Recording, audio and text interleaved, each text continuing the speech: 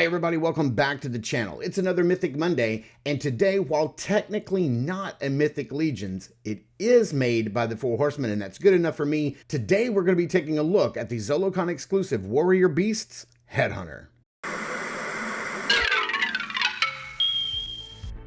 If Saturday morning cartoons fueled your imagination as a kid and powers your action figure collecting now as an adult, then you're in the right place. Thanks for stopping by, and welcome to Saturday Morning Toy Collector. And if you like my content, please consider subscribing.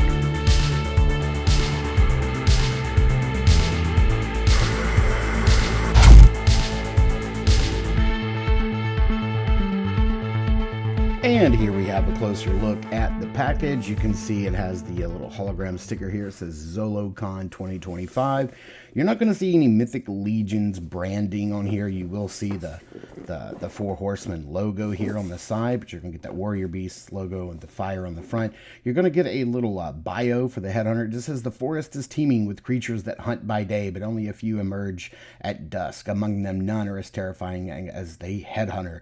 The sinister being lurks in the shadows, its eerie green eyes forever fixed on its prey, characterized by its black skin, white cape, and glowing bones. The Headhunter is rumored to have a skinless skull for a head. Few dare to traverse the woods at night, and those who do often vanish without a trace. Then we have here on the back some beautiful photography by Trevor Williams. We've got the cast of characters here, everybody who has worked over at Four Horsemen who've worked on this figure, and logo on the bottom, 4-H logo on the top. So let's get this guy opened up and take a closer look at everything he comes with. All right, taking a closer look at all of the equipment that he comes with, all of his accessories. We do get this pretty nice long spear. It's got some silver and gold accents, black shaft, gold pommel, and then we get this golden halberd that goes on the end, and that is a pretty tight fit, and you can see some really nice detail painted all the way around, gold and black, little silver accents. Let's see, we get a nice white, bright white wired cape, and let's see here, it is cinched around the neck, which you could unstitch if you would like. You don't have to. I think it's designed not to, but you certainly could. It's your figure. We got some nice wiring around the edges on both sides, and then of course around the bottom, and it's that basic half moon style, and it's wired all the way around. Feels like a very thick material and a very thick wire as well. He does come with 2 gripping hands on him in the package. They are both, on horizontal hinges. And then he comes with 2 gesturing hands on horizontal hinges.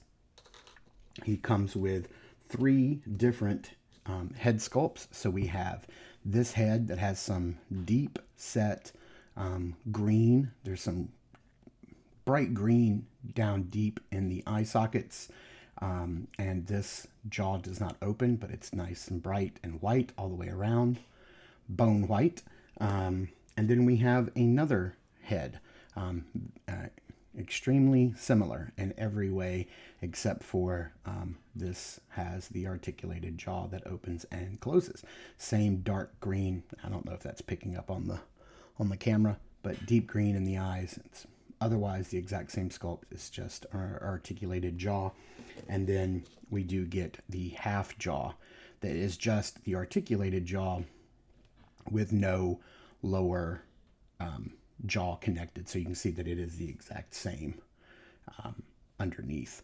And this is for putting on these 2 different flame effects, and these are kind of molded in a way to where you can stack them. I don't know if I have that.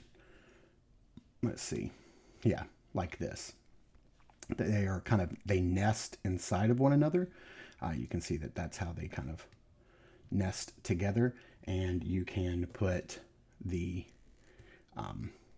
jawless skull down in here like that. So you have like this full ghostly green effect swirling and curling around each other, which is really cool. And I believe these pieces came from the most recent like Necronominous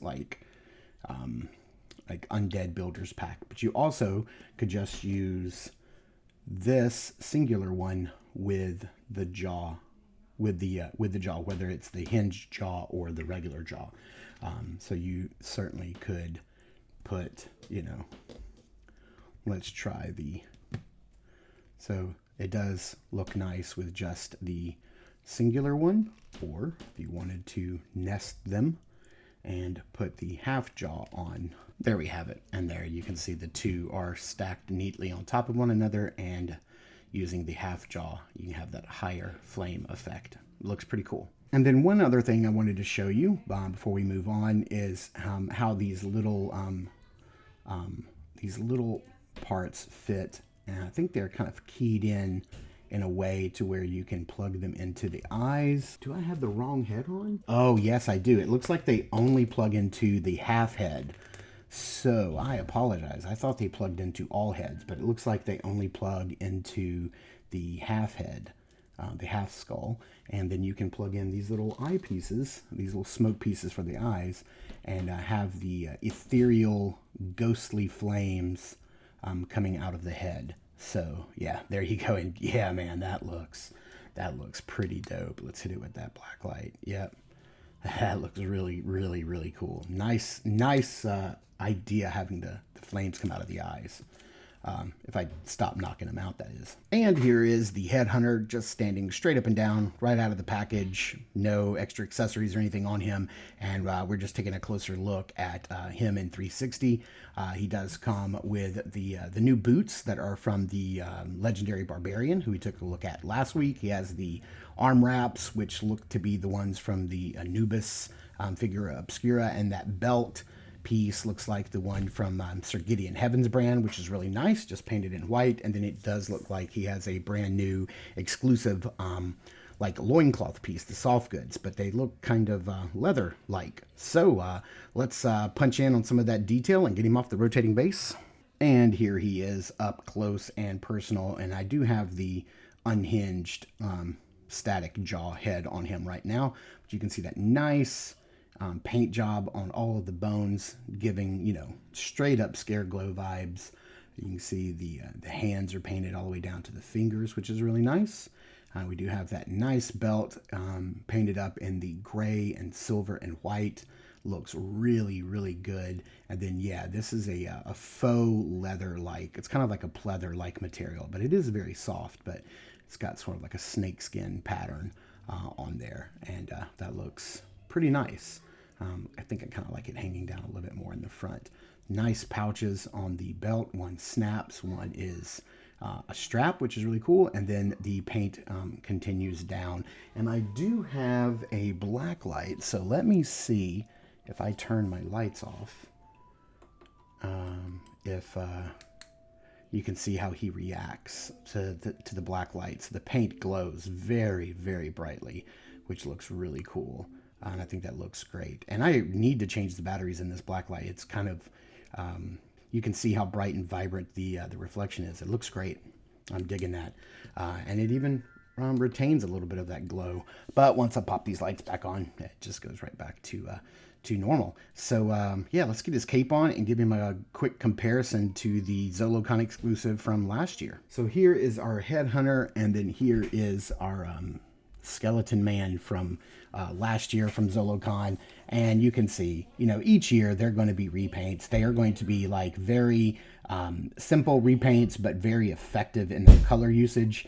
And I just think these look great. And while I was never a fan of the original Warrior Beasts line, because I had He-Man in my life at that point, these are really fun and they look great. And even though I don't recognize the characters that they are throwbacks to, I can appreciate the craftsmanship and everything that goes into these figures every year, and I'm here for it. So I'm really, really happy that the Four Horsemen have partnered with Zolocon and that they make these tribute figures available each year. And thanks again to all of my buddies who went to Zolocon this year, Brian and Greg and Terrence, who made getting one of these possible. And there you have him all put together up on the rotating base. We've got the cape, we've got the weapon, we've got all the smoke effects. Well, one of the smoke effects around the neck, not both. I don't like the way it pushes the neck up. It makes it sit too high. And this just works out the same way. It gives the same effect, and I really dig the way it looks. And yeah, I love this guy's color. I love the Zolocon exclusive from last year, but I like this one even better